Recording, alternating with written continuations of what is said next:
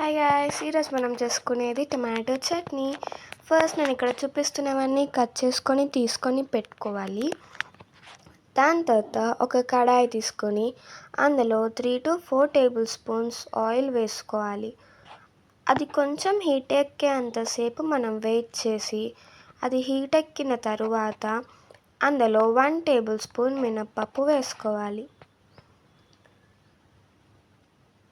1 table spoon మినప్పప్పు వేసుకున్న తర్వాత బాగా వేయించుకోవాలి.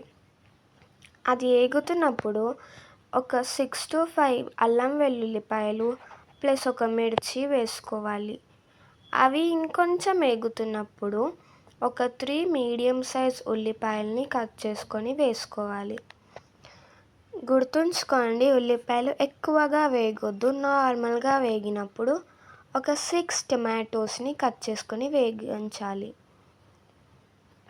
ఇవి ఇంకా బాగా వేగాలి అంటే మీరు ఒక మూత పెట్టుకోవాలి. ఒక మూత పెట్టుకొని 10 to 20 minutes వెయిట్ చేస్తే అది వేగుతుంది. ఇది వేగిన తర్వాత ఒక 10 to 20 minutes మళ్ళీ చల్లారబెట్టుకోవాలి.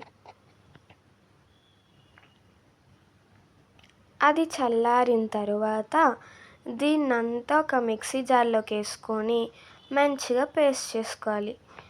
అండ్ ఇందులో 1/2 టేబుల్ స్పూన్ ఉప్పు, 1 టేబుల్ స్పూన్ కారం, చిన్న నిమ్మకాయ సైజ్ అంత చింతపండు, ఇంకా ఒక చిన్ని టీ గ్లాస్తో వాటర్ వేసుకొని ఫైన్ పేస్ట్ లాగా చేసుకోవాలి.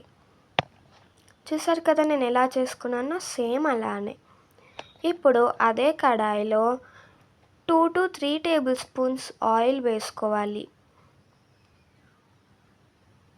2 to 3 టేబుల్ స్పూన్స్ ఆయిల్ వేసుకున్న తర్వాత అది హీట్ ఎక్కేంతసేపు వెయిట్ చేయాలి.